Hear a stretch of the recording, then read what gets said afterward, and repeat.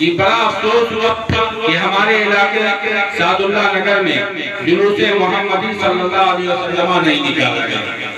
اللہ کا بے پایا شکر و احسان ہے کہ جس ضلع میں ہم لوگ ہیں اجودھیا ضلع، وہاں بھی اس طریقے کی باتیں تھیں، لیکن پرامن طریقے سے حسب ثابت جیسے پہلے نکلتا تھا الحمدللہ جلوس نکالا گیا۔ اگر قیادت اچھی ہوتی تو یہ دن دیکھنا نہ پڑتا۔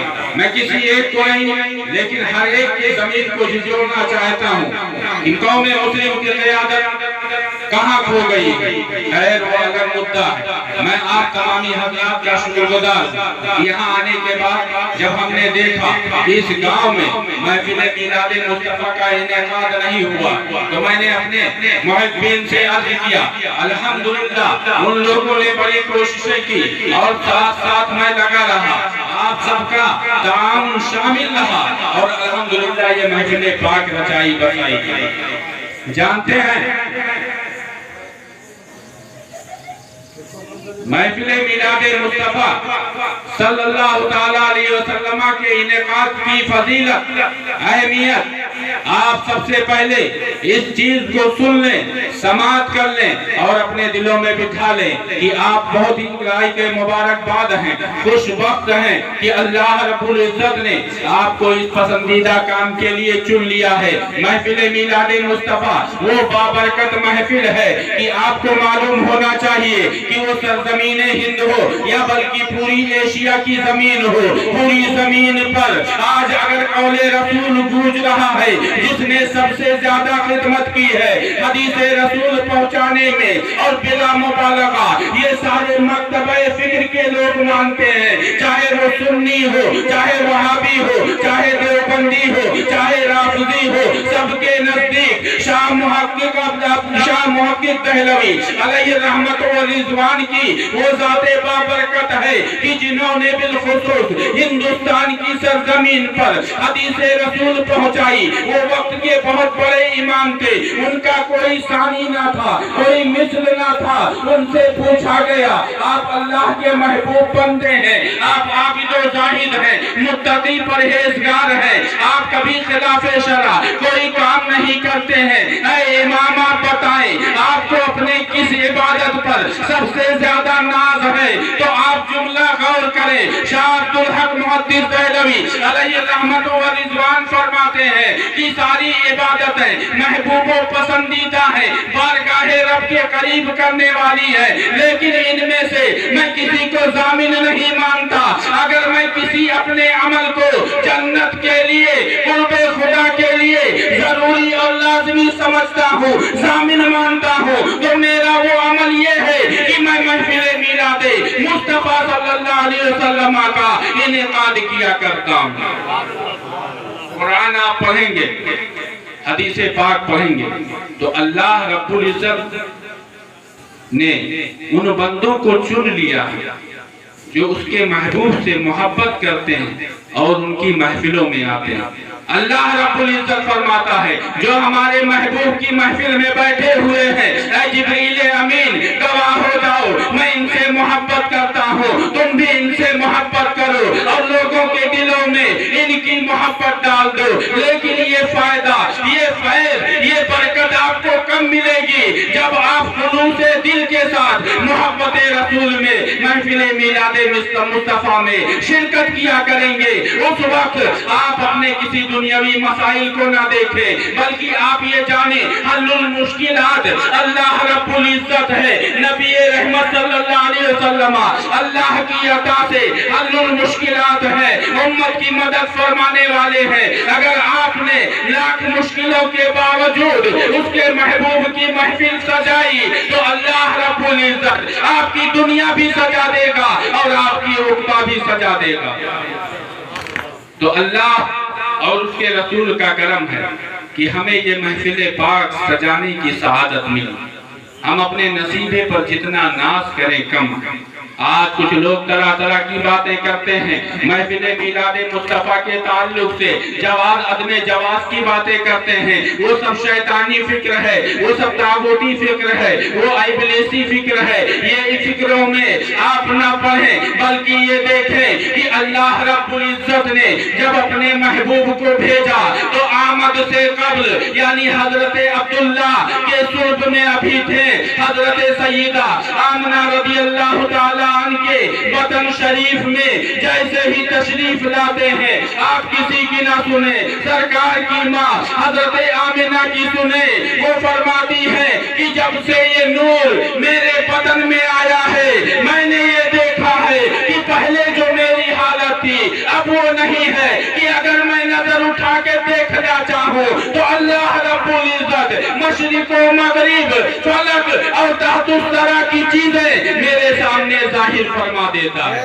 سبحان اللہ سبحان اللہ۔ اور یہی نہیں، حضرت آمنہ، حضرت حلیمہ سعدیہ رضی اللہ تعالیٰ عنہما کے اقوال آپ پڑھیں تو آپ کو پتہ چلے گا۔ وہ بیان فرماتی ہیں کہ ماں قبل بھی اور سرکار کی پیدائش کے بعد بھی میں نے یہ دیکھا کہ سرکار جدھر سے گزرتے تھے وہ گلیاں کوچے مہک اٹھتے تھے، تبھی تو بریلی کے امام پکار اٹھے، ان کی مہک نے دل کے غنچے کھلا دیے ہیں، جس راہ چل گئے ہیں کوچے بتا دیے ہیں۔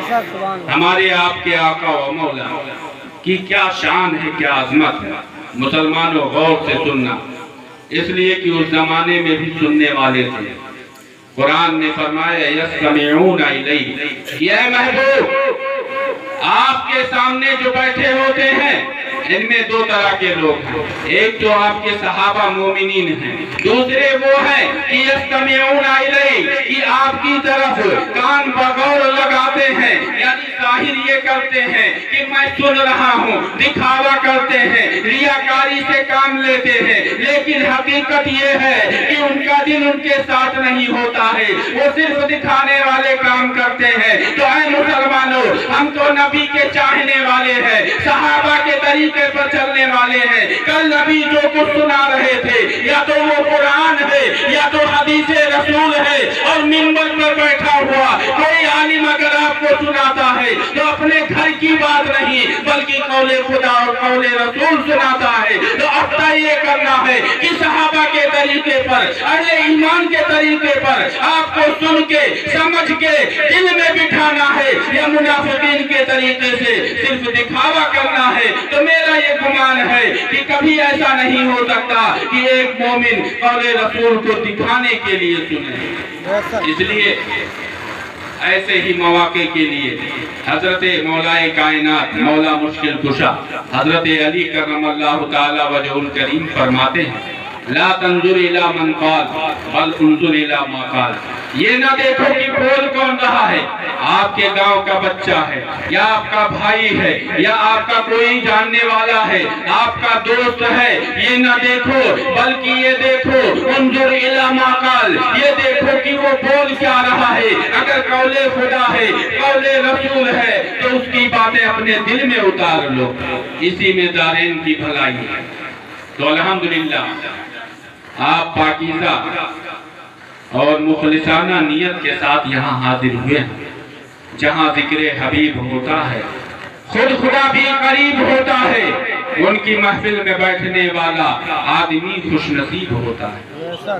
آپ اللہ کے محبوب کی محفل میں آئیں، اگر قرآن کی آیتیں اور استدلال ہم پیش کریں تو آپ سنتے رہ جائیں گے، لیکن بڑا عجب معاملہ ہے کہ آیات کی تفسیر نکات بیان کیے جائیں تو لوگ ذہنوں پر زور نہیں دیتے، بات سمجھ میں نہیں آتی تو بور ہو جاتے ہیں، لیکن اگر دلچسپ واقعات سنائے جائیں تو وہ حیرت ہو کے بڑے ہی دل جمعی کے ساتھ سنتے ہیں۔ خیر میں دونوں طرح سے کوششیں کروں گا۔ آج آپ اتنا سمجھ لیں کہ اللہ رب العزت نے قرآن کریم میں ارشاد فرمایا ہے وَذَكِّرْهُمْ بِأَيَّامِ اللَّهِ، کہ اے محبوب لوگوں کو ان کے دنوں کی یاد دلاؤ۔ اب یہاں پر آپ غور کریں، اللہ فرماتا ہے اے محبوب لوگوں کو اللہ کے دنوں کی یاد دلاؤ۔ آخر آپ سوچے، چاہے وہ شنیچر ہو، چاہے وہ اتوار ہو، چاہے وہ دوشنبہ ہو،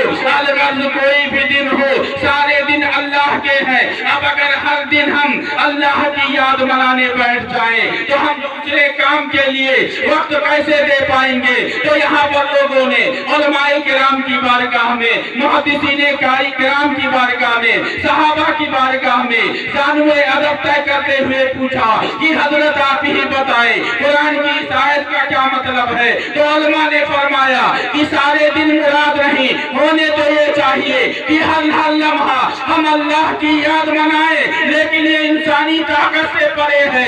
اس لیے اللہ نے اتنی چھوٹ ہمیں دی ہے کہ اے لوگوں، جس دن کو اللہ کے کسی محبوب بندے سے کوئی خاص تعلق ہو جائے، اس دن کو ان کی یاد کے طور پر مناؤ۔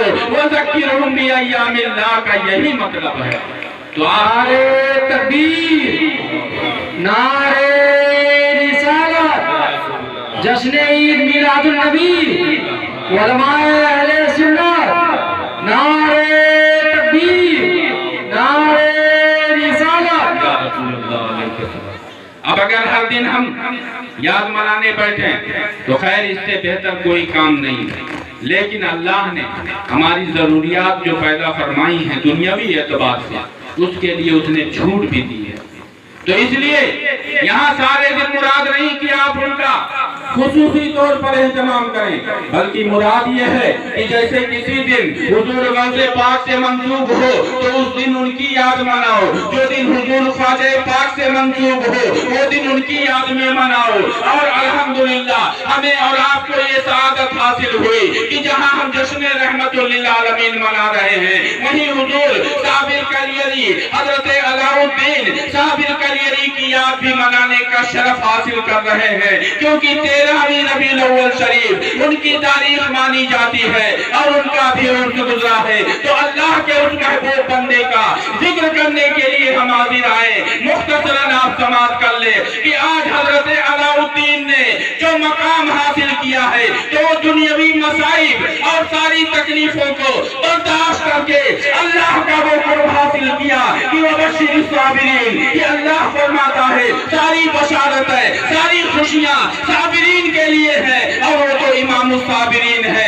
آپ جانتے ہیں انہوں نے کیسے صبر کا مظاہرہ کیا ہے، انہوں نے بے شمار مواقع پر بلکہ زندگی کے ہر لمحے پر صبر کا مظاہرہ کیا ہے، لیکن جو سب سے بڑی مشہور چیز ہے وہ ان کے ماموں جان حضرت بابا فرید الدین گنج شکر سے متعلق واقعہ ہے کہ آپ کی والدہ نے جب اپنے بھائی کے پاس ان کے بھانجے کو بھیجا کہ اس کی تربیت فرمائیں، تو حضرت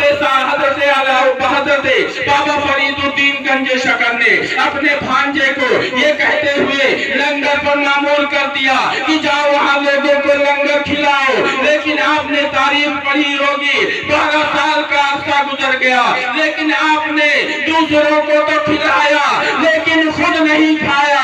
آخر ان کی حالت جب ظاہری اعتبار سے بہت رحیف ہو گئی، ان کی ماں نے دیکھا تو انہوں نے اپنے بھائی سے شکوہ کیا تھا، اور اس طریقے سے وہ سارے پردے حجابات کے ہٹا دیے۔ حضرت بابا فرید الدین گنج شکر نے اور حضرت صابر کلیری کا مرتبہ دکھا دیا کہ جو شخص 12 سال بغیر کھائے رہ سکتا ہے وہ کوئی معمولی انسان نہیں، بلکہ اللہ کی طرف سے وہ کوئی بڑا برگزیدہ بندہ ہی ہو سکتا ہے۔ اور آپ دیکھیں کہ انہوں نے خود نہ کھا کے ان کے نام پہ نہ جانے کتنے کھا رہے ہیں، اور اللہ فرماتا وَأَمَّا بِنِعْمَتِ رَبِّكَ فَحَدِّثْ، اپنے رب کی نعمتوں کا خوب چرچا کرو۔ حضور نبی رحمت صلی اللہ علیہ وسلم جن کے صدقے یہ دنیا بنی، یہ کائنات بنی۔ ابھی آپ ہمارے برادر اکبر حضرت مولانا محمد اسلم صاحب مشاہدی سے کلام سماعت کر رہے تھے، خوبصورت انداز میں انہوں نے ایک شعر پڑھا تھا، وہ جو نہ تھے تو کچھ نہ تھا، وہ جو نہ ہو تو کچھ نہ ہو، جان ہے وہ جہان کی، جان ہے تو جہان ہے۔ اعلیٰ حضرت نے دوسرے موقع پر فرمایا، آپ حضور اعلیٰ حضرت کے خالی اشعار سنیں उलमा से उसको पूछें, समझने की कोशिश करें। कसम खुदा की मुसलमानों बहुत बड़ी इबादत है। आपको बता दूं, अल्लाह के नबी फरमाते हैं कि कोई एक इल्म दीन की बात मालूम करने के लिए अगर अपने घर से निकलता है, जब तक वो रास्ते में होता है, अल्लाह रब्बुल इज्जत फरिश्तों को हुक्म फरमाता है कि इस पर अपने रहमत के परों से साया कर लो। तो ये मर्तबा व मकाम है। अगर आपने आला हजरत का एक शेर समझने के लिए घर से कदम निकाला, न जाने कितनी नेकियां हासिल करेंगे, क्योंकि आला हजरत की शान वो शान है कि आप कोई दुनियावी शायर नहीं थे। नवाब नानपारा के लिए जब आपसे कहा गया कि वो इतना बड़ा नवाब है कि जो उसकी शान में कसीदा लिखता है, मामूली शायर होता है, अगर कसीदा लिख देता है वो इतना दे देता है कि वो जिंदगी भर ऐशो आराम से गुजारता है।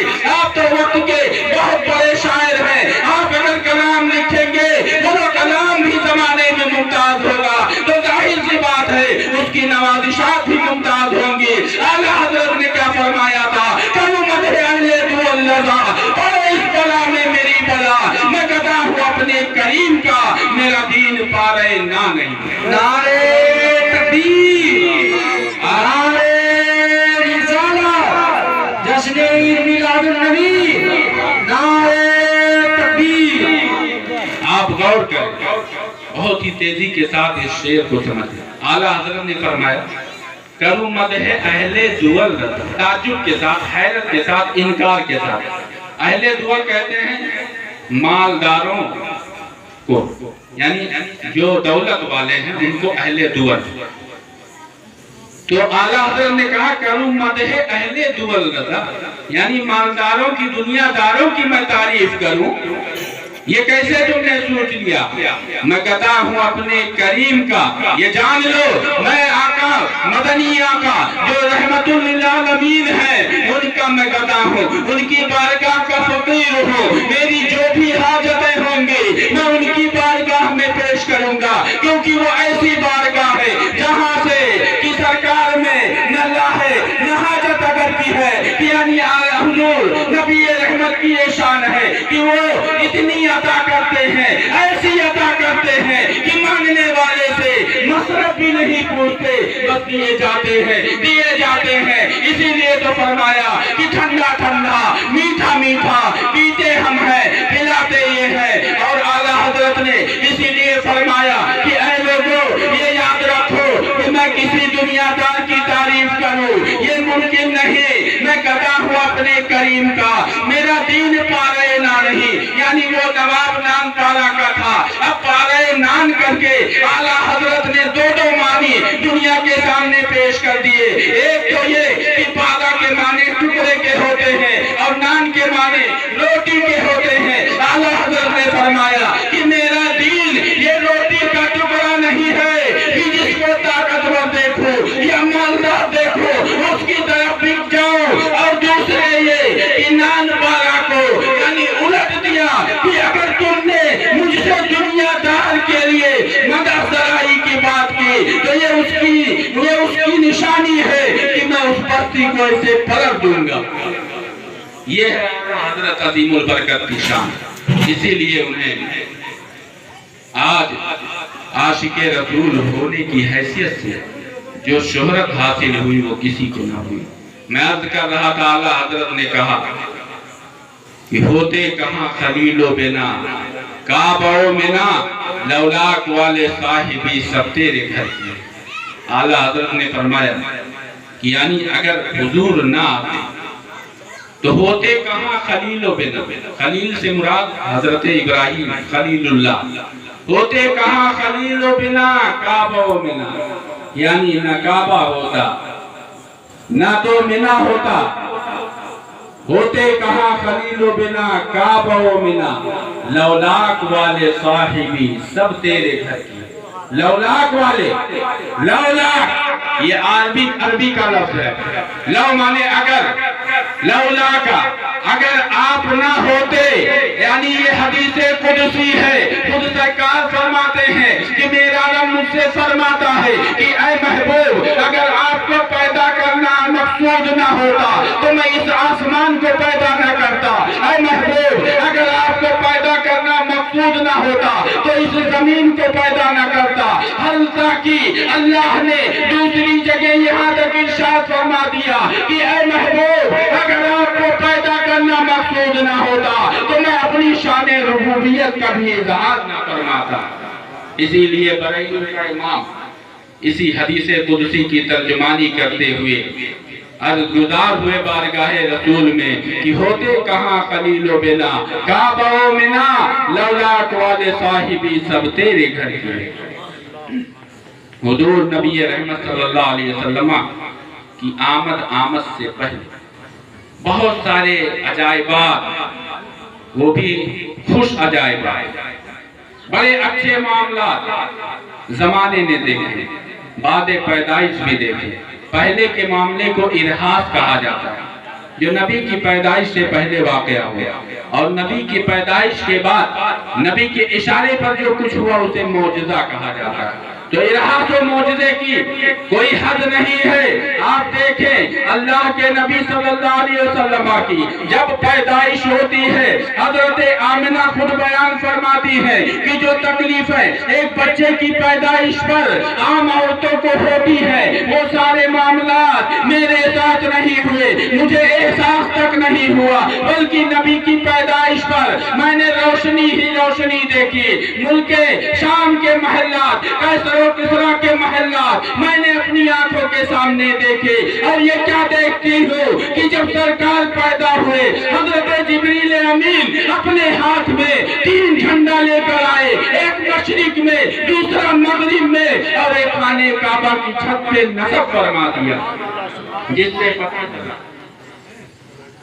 کہ جھنڈے لگانا یہ حضرت جبریل امین کی سنت، اور میں یہ کہہ دوں کہ لگانا حضرت جبریل امین کی سنت تو لگوانا پروردگار عالم کی سنت۔ اس لیے کہ آپ دیکھیں ہر شے کا خالق حقیقی اللہ رب العزت۔ آج جو سنی عوام کو کچھ لوگ گمراہ کرتے یہی کہہ کے کہ ارے تم نبی کی اتنی تعریف کرتے ہو، اتنی تعریف کرتے ہو، اولیاء کرام کی طرف ساری چیزیں منسوب کر دیتے ہو، تو معاذ اللہ خدا کے پاس کیا بچے گا؟ یا خدا کے برابر کر بیٹھو گے؟ ان سے کہو وہ تمہارا کوئی خود ساختہ خدا ہوگا، ہمارا خدا وہ ہے کہ جو سارے جہان کا خالق و مالک ہے، اسی کی عطا سے سب کچھ ہے، چاہے وہ جانے کائنات صلی اللہ علیہ وسلم کی عظمت و رفعت ہو، اختیار ہو، حضور غوث اعظم کی عطائیں ہو، خواجہ غریب نواز کی غریب نوازی ہو، یہ سب کچھ اللہ کی عطا سے ہے۔ اسی لیے اعلیٰ حضرت نے اس عقیدے کا اظہار بھی فرما دیا، رب ہے موتی، یہ ہے قاسم، رزق اس کا ہے، کھلاتے یہ ہے، ٹھنڈا ٹھنڈا میٹھا میٹھا پیتے ہم ہیں، پلاتے یہ ہے۔ یعنی دینے والی ذات اللہ کی، بانٹنے والے نبی رحمت صلی اللہ علیہ وسلم۔ تو ہمارا یہ ایمان اور عقیدہ بہت مضبوط ہے کہ دینے والی ذات اللہ کی، اللہ کی مرضی اور اس کی چاہت کے بغیر ایک پتا بھی جنبش نہیں کر سکتا۔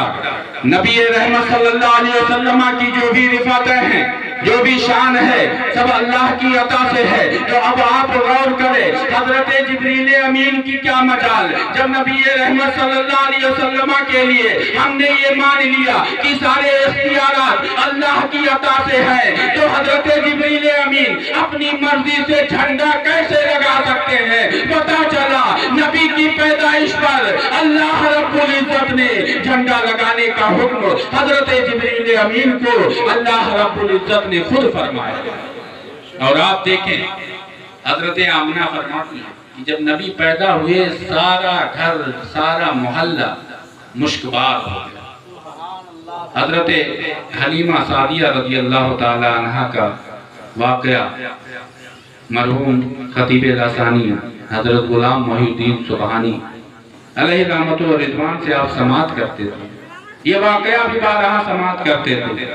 حضرت حلیمہ سعدیہ رضی اللہ تعالی عنہ بیان کرنے کا مقصد ایک واقعے میں ہزارہ حکمتیں اور نصیحتیں ہوتی ہیں۔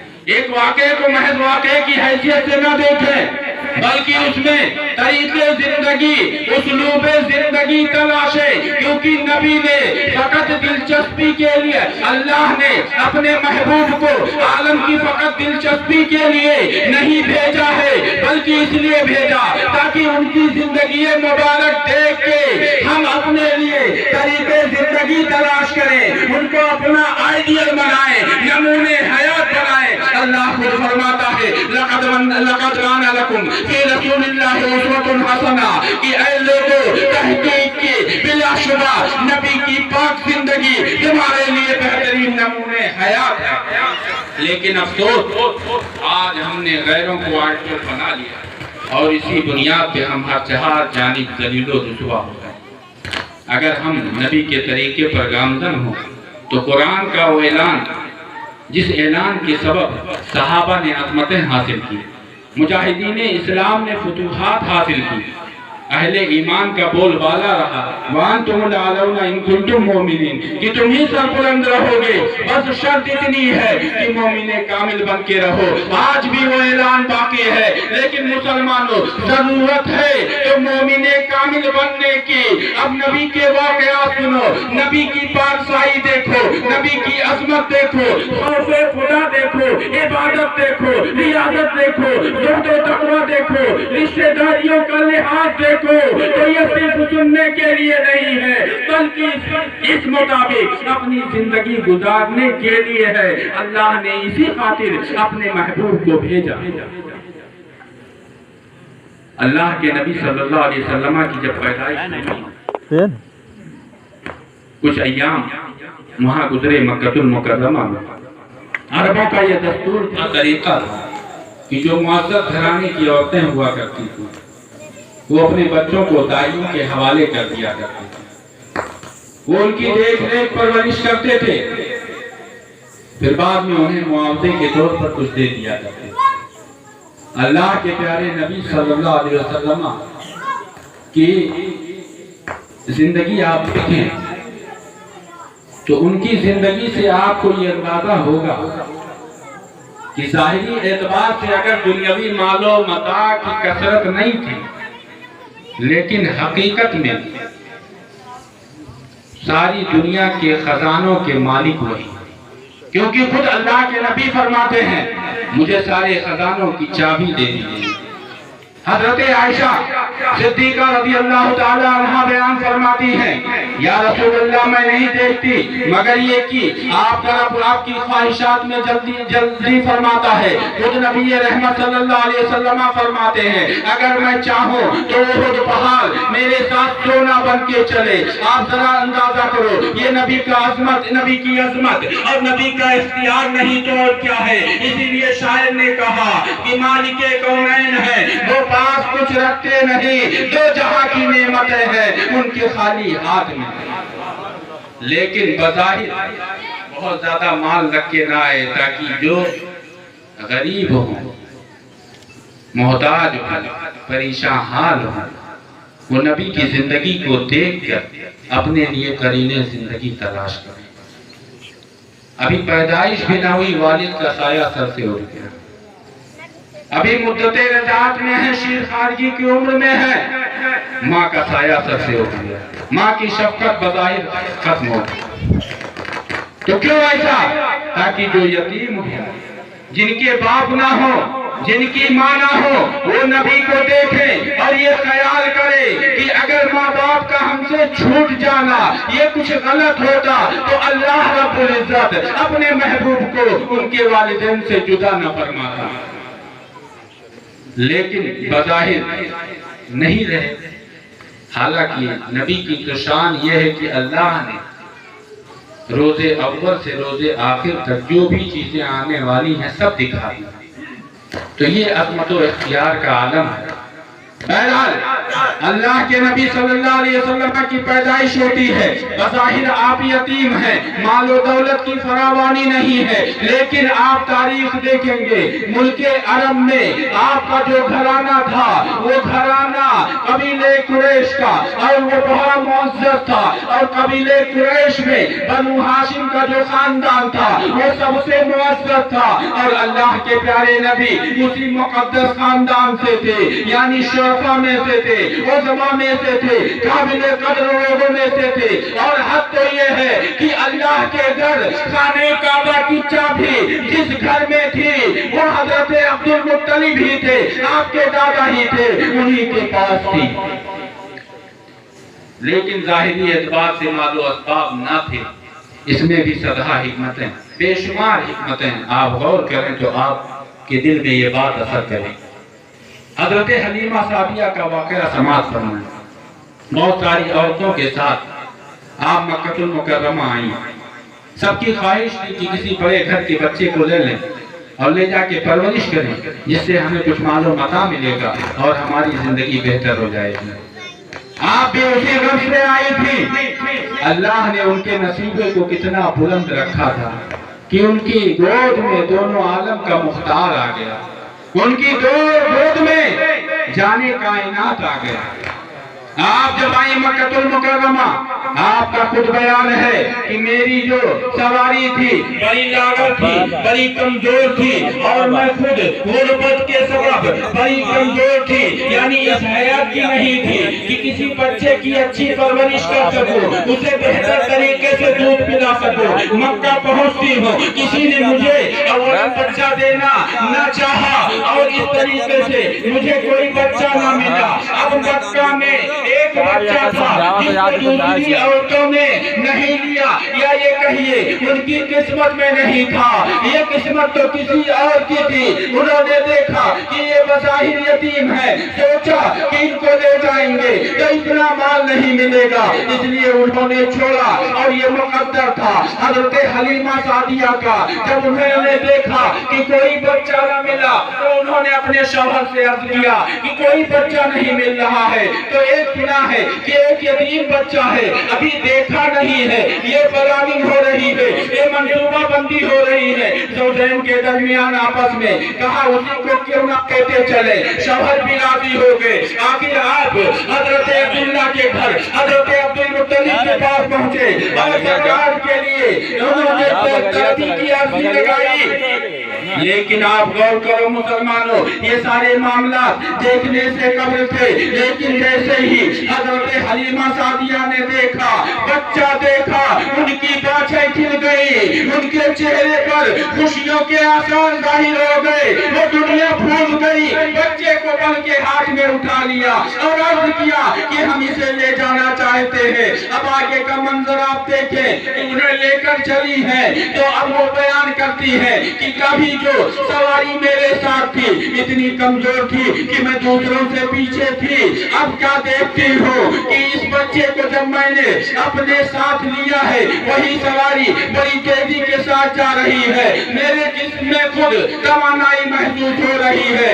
ان کی سہیلیوں نے جب دیکھا کہ حلیمہ آگے چلی گئی ہے، انہوں نے پوچھا کہ اے حلیمہ تمہارے پاس دولت تو تھی نہیں، تم نے یہ توانا تندرست یہ جانور کہاں سے خرید لیا کہ جس کے سبب اتنی تیزی سے جا رہی ہو؟ حضرت حلیمہ نے عرض کیا کہ اے میری سہیلیوں، میں نے سواری نہیں خریدی ہے، میں نے سوار لیا ہے، اس سوار کی برکت ہے کہ سارا راستہ مہک رہا ہے۔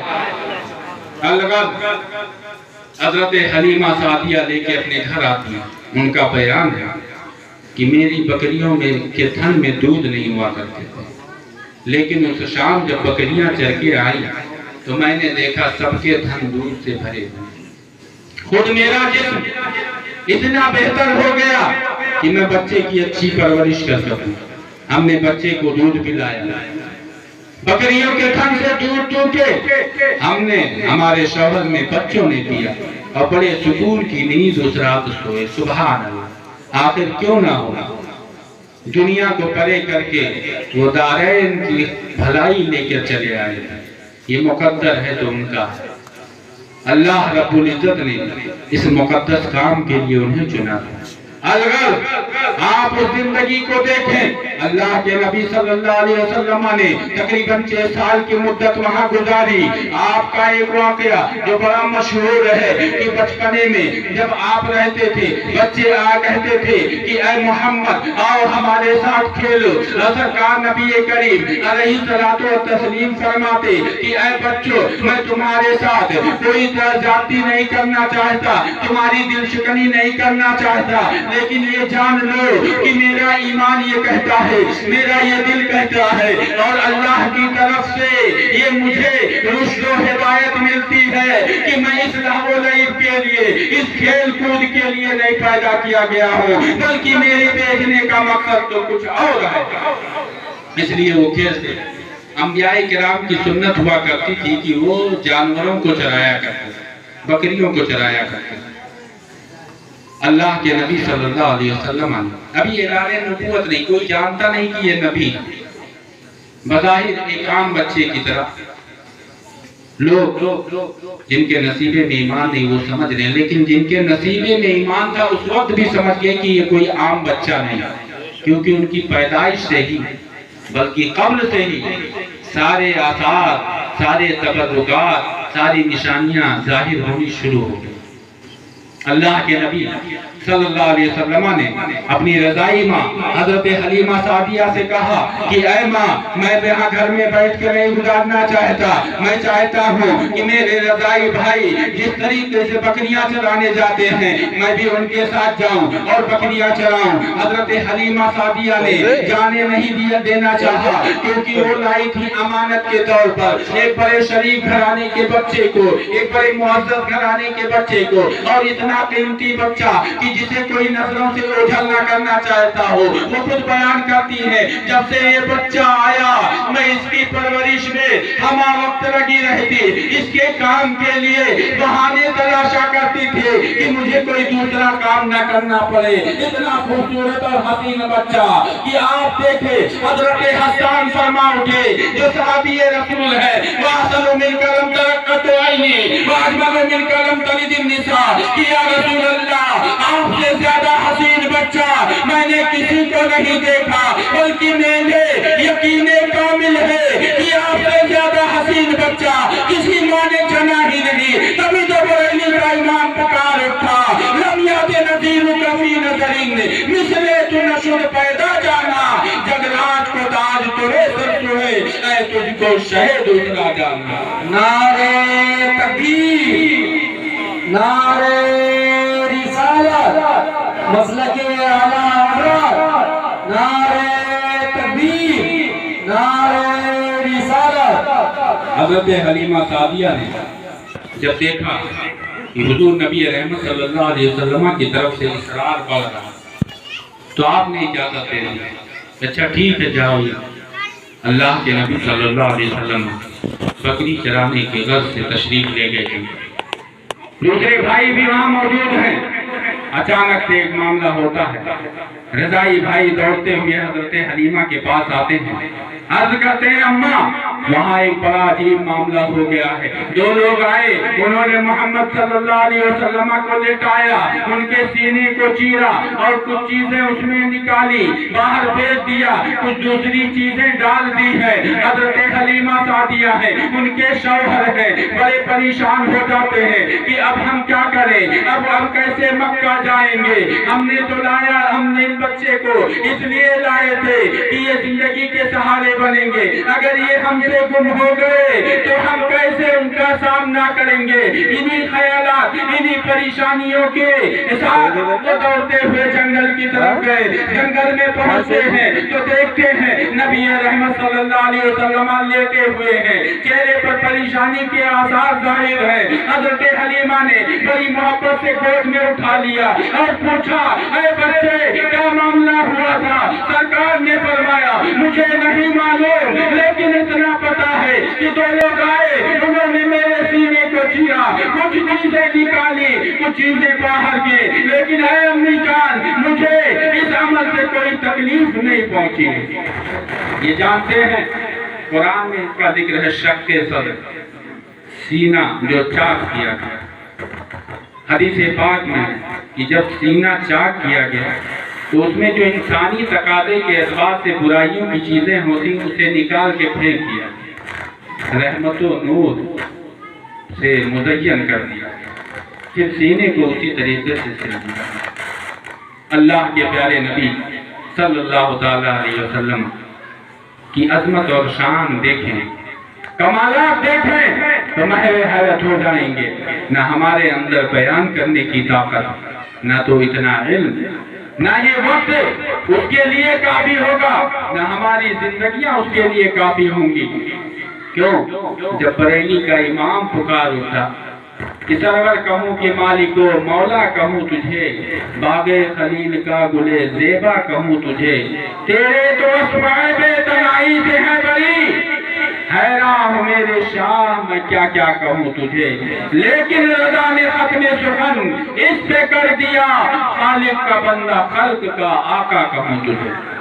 اس پورے کلام کو آپ پڑھیں سمجھیں، اتنی تعریفیں اعلیٰ حضرت نے فرمائی ہیں کہ میں تو یہ سمجھتا ہوں کہ ان کے بعد ان کے ہم عصر علماء میں کسی نے اس قدر نہ لکھا ہے جتنے کی شاید طاقت ہے۔ اللہ توفیق دینے والا ہے، اگر دے دے تو کچھ بعید بھی نہیں، لیکن اعلیٰ حضرت کی شان بڑی عظیم ہے۔ آپ جانتے ہیں آج سے تقریباً 1000 سال پہلے علامہ امام شرف الدین بوصیری علیہ الرحمہ آپ نبی کی یاد میں آئے، نبی کے ذکر کے لیے آئے، محبت سے سنیں گے، قسم خدا کی قرآن و حدیث جو ہم پڑھتے پڑھاتے ہیں اس سے یہ ظاہر ہے کہ اگر آپ کی نیت سچی ہے تو آپ کا وجود تو مہکے گا، آپ کا گھر بار، آپ سے جو متعلق لوگ ہوں گے وہ بھی مہکیں گے، لیکن جب آپ خلوص و محبت کے ساتھ نبی کی محفل میں شامل ہوں،